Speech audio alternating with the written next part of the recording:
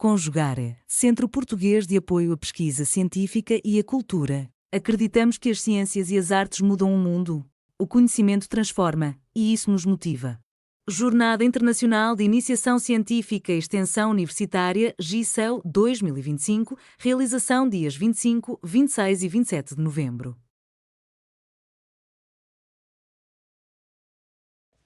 Essa é uma peça representativa de um neurônio. É o principal componente do sistema nervoso. O neurônio possui algumas denominações estruturais, como o corpo celular, que a partir dele possui um prolongamento curto chamado dendritos. Também possui um prolongamento maior, que é chamado de axônio. No axônio pode conter a bainha de mielina, que atua como um isolante elétrico que aumenta a velocidade da informação para gerar as respostas do sistema nervoso. A troca de informações entre dois neurônios ou entre um neurônio e um músculo acontece na sinapse. Na sinapse é liberada substâncias chamadas neurotransmissores. Existem vários tipos de neurotransmissores, mas alguns são bem conhecidos, como a serotonina, que está ligada à sensação de felicidade, a dopamina, que está relacionada ao prazer, e a adrenalina, a luta ou fuga.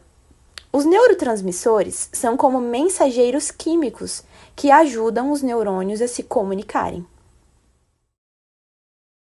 Essa é uma peça representativa de um encéfalo que é constituído por 3 partes. A parte maior, que abrange a maior parte da cabeça, é chamada de cérebro.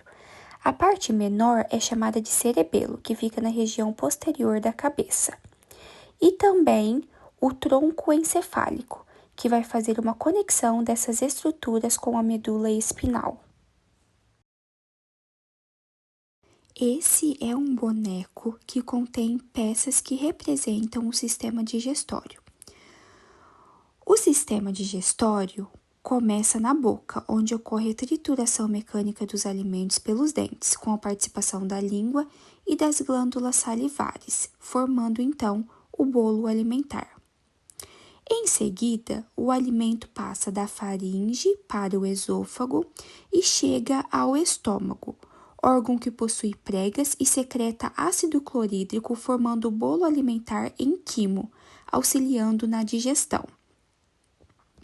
Depois, o alimento segue para o intestino delgado, transformando de quimo para quilo, por conta do suco pancreático e da bile, local onde ocorre maior parte da absorção de nutrientes.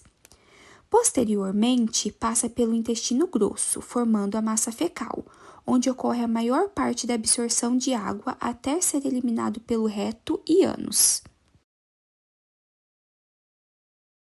Além disso, o sistema digestório conta com órgãos anexos, como o fígado, acompanhado da vesícula biliar, e o pâncreas. Os neurônios, além de estarem presentes no sistema nervoso central, também estão presentes no intestino.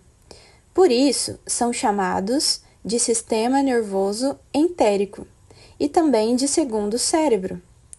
Essa é uma representação das camadas do intestino delgado, sendo elas, respectivamente, a mucosa, a submucosa, a muscular, que é dividida em 2, sendo músculo longitudinal e músculo circular, e existem ainda 2 plexos principais, que é o plexo mioentérico, que controla a camada de músculo, controlando assim a motilidade intestinal, e também existe o plexo submucoso, que controla a secreção da camada submucosa e da camada mucosa, formando assim uma rede neuronal. Essa é uma peça em biscuit representando o intestino delgado. A parte em azul representa a mucosa. Essas projeções são chamadas de vilosidades. Embaixo da mucosa possui a camada submucosa. Essa camada é constituída por um plexo de neurônios, chamada de plexo submucoso. Em seguida, possui 2 camadas de músculo. Entre as camadas, possui também um plexo de neurônios, chamado então de plexo mioentérico.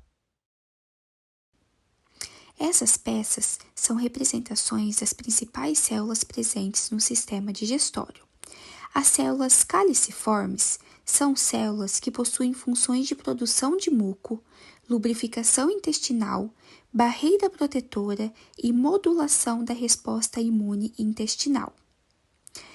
As células M são essenciais para a imunidade da mucosa intestinal, que possuem funções de transporte de antígenos, apresentação do sistema imune e início da resposta imune entérica.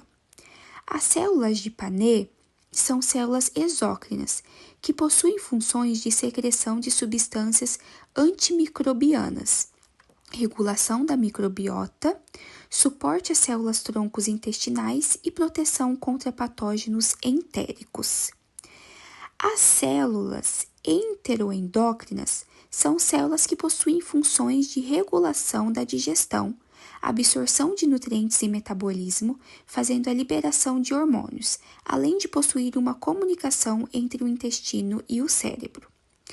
E o enterócito, que são células que possuem funções de absorção de nutrientes, digestão, barreira e imunidade intestinal. As células do sistema nervoso entérico se comunicam com as células do sistema nervoso central, mantendo o fluxo de informações e formando o que chamamos de eixo intestino-cérebro. Essas informações são bidirecionais, porém a maior parte das mensagens vai do intestino para o cérebro. Um exemplo dessa conexão é quando sentimos desconfortos gastrointestinais ao ficarmos nervosos, ansiosos ou apreensivos. Essa é uma peça anatômica humana, uma língua, fixada em formol. Ela é um músculo e contém papilas gustativas que percebem sabores, sendo 5 sabores: o salgado, o doce, o amargo, o azedo e o umami. Essa é uma peça anatômica suína mumificada. Podemos perceber a diferença de tamanho desse estômago por conta de ser suíno, quando comparado ao estômago de um humano, que é menor. Também temos outra peça anatômica suína mumificada.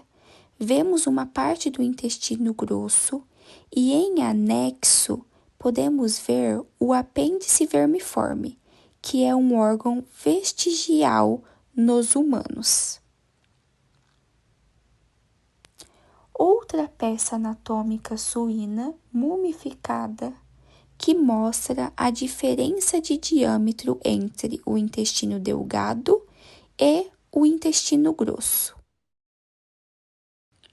Lâmina de corte histológico do plexo mioentérico de ratos, mostrando os neurônios entéricos, que irão fazer sinapse e gerar respostas no sistema nervoso entérico. Lâmina de corte histológico de vilosidades intestinais de ratos. São pequenas projeções que revestem a superfície interna do intestino, aumentando a área de absorção de nutrientes. Realização: Conjugare, Centro Português de Apoio à Pesquisa Científica e à Cultura. Apoio: Editora Cravo. Inscreva-se no canal, comente, curta e compartilhe. Obrigado por assistir.